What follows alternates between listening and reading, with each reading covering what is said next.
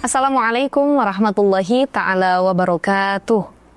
Bismillah, alhamdulillah, wassalatu wassalamu ala rasulillah, amma ba'd. Teman-teman semua, apa kabarnya? Mudah-mudahan kita semakin dekat kepada Allah Subhanahu wa Ta'ala, terutama dalam sholat kita. Insyaallah. Sebagaimana pembahasan kita di spesial program Selangkah Menuju Surga, menarik sekali Abi, bagaimana kiat kita menikmati sholat, atau bahasa kerennya adalah seni menikmati sholat. Seni menikmati sholat.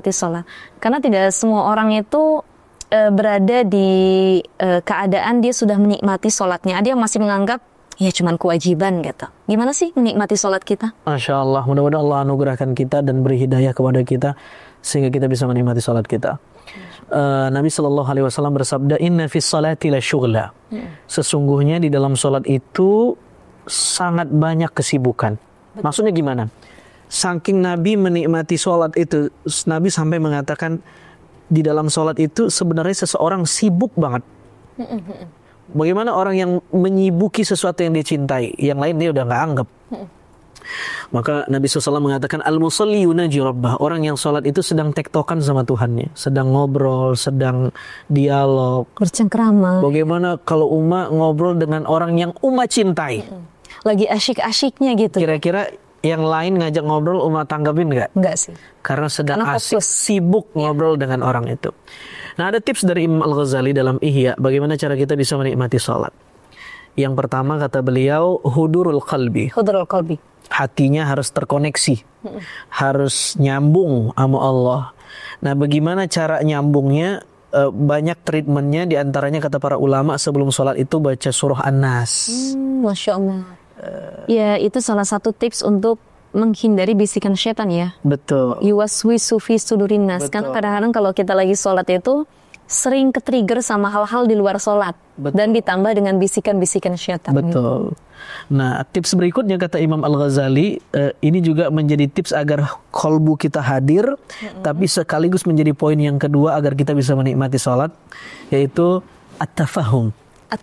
Memahami makna di balik gestur dan ucapan-ucapan sholat yang kita lakukan. Jadi misalkan kayak Fatihah ya, Bi? Benar. Apa makna di baliknya?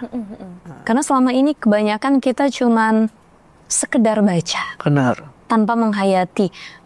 Case-nya tuh, Bi, kalau kita lagi umroh itu banyak imam-imam Masjidil Haram atau Nabawi yang mereka tuh lagi baca Fatihah atau surat-surat tertentu nangis. Itu kenapa biasanya? Tafahum? Ya, mungkin kalau di sana vibes-nya beda ya. Dan orang ke sana tuh emang buat ibadah. Masalahnya bisa nggak kita menjaga vibes itu setelah kita ke tanah air, pulang ke tanah air.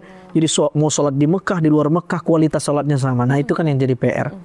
Jadi tafahum ini kita memahami apa di balik gestur dan bacaan salat kita. Contoh misalnya Syekh Nuruddin Iter menjelaskan dalam kitabnya ketika kita takbir, mengangkat tangan. Allah, ini makna ngangkat tangan ini kata beliau adalah an-nafyu. Menegasikan, menafikan bahwa tidak ada Tuhan selain Allah. Jadi ngangkat ini maksudnya nggak ada yang lain. Lalu ketika dibilang Allahu Akbar, baru dia menyadari bahwa Allah yang Maha Besar. Nah, makna-makna ini kalau kita hafal, maka akan menumbuhkan kenikmatan di dalam sholat. Bukan cuman ruku, sujud, bukan cuman atraksi-atraksi gerakan dia paham maknanya tersebut gitu ya. Benar. Jadi jangankan bacaan sholatnya, dari takbir aja sudah dihayatkan seperti Allahu Akbar. Ada ketenangan ruhani yang dirasakan gitu ya. Setelah tafahum ini apa lagi biasa? Yang ketiga kata Imam Al-Ghazali adalah al-khawf. Al-khawf. Takut.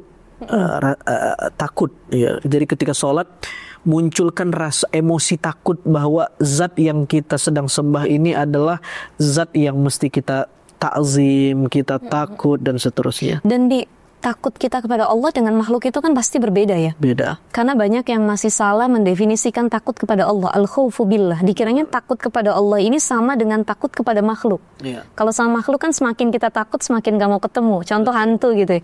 Waduh, hantu nih kalau bisa jangan nampak di depan saya. Misalnya fobia sama kucing. Iya gak mau. Itu saya sendiri.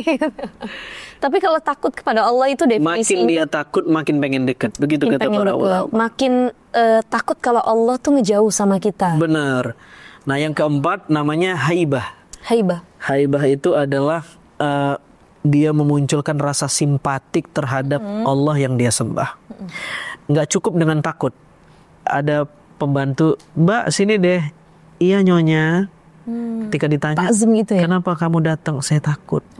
Meskipun dalam hati saya nggak ikhlas datangnya. Sebenarnya Maka perlu juga poin ya. yang keempat, haibah, simpatik dengan Allah. Masya Allah. Yang terakhir, yang kelima dan yang keenam sekaligus yaitu roja, munculkan rasa harap bahwa amal kita banyak salahnya, mudah-mudahan diterima Allah.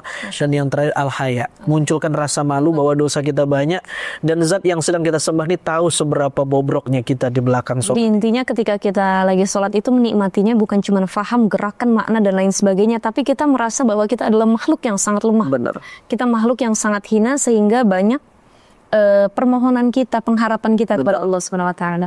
Menarik sekali teman-teman, pengennya sih lebih panjang ya, tapi insya Allah di lain sesi ataupun waktu kita akan bahas lagi terkait seni menikmati sholat, tentunya di special program Selangkah Menuju Syurga. Dan jangan lupa untuk terus saksikan di semua platform digital damaiindonesia.id. Assalamualaikum warahmatullahi wabarakatuh. Waalaikumsalam warahmatullahi.